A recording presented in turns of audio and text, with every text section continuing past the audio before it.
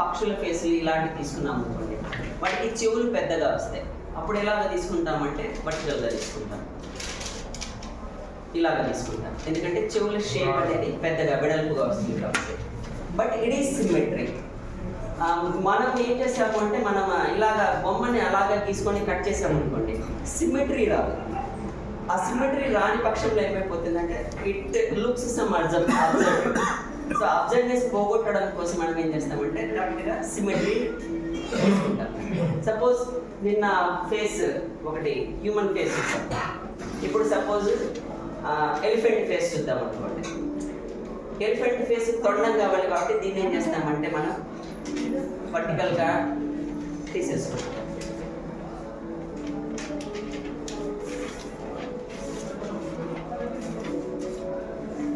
So కింద తొండం నుంచి స్టార్ట్ చేస్తాం. సో తొండం,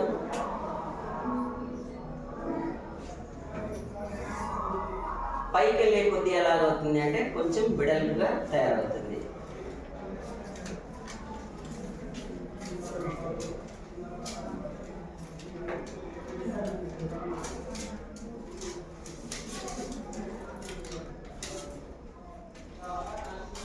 సో తొండం అయిపోయిన వెంటనే రెండు దంతాలు ఉంటాయి.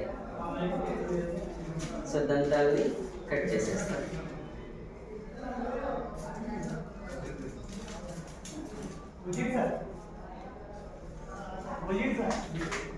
దాని తర్వాత చెవులు,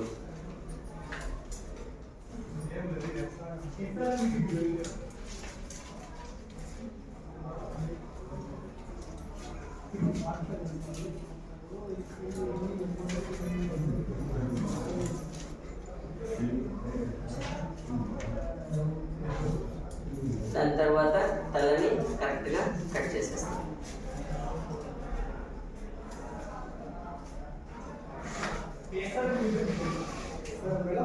ఇది షేప్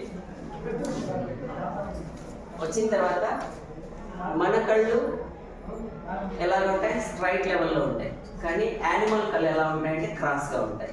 కాబట్టి దీన్ని మడవడం, క్రాస్గా ముడుస్తాం. That is also symmetry.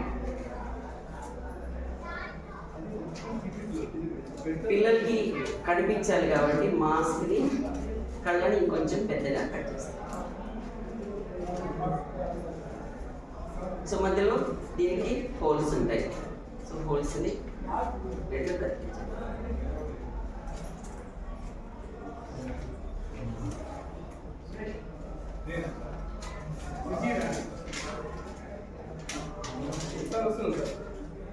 ఇది సిమెంట్. నేను పెట్టుకుంటే నా కళ్ళకి కనిపిస్తుంది. సో ఏదైనా సిమెంట్ మనం పెట్టుకునేది ఏ రకంగా, అది మీరు షేప్ తీసుకొని కత్తిరించారు అంటే అది మారిపోతుంది. So first one, suppose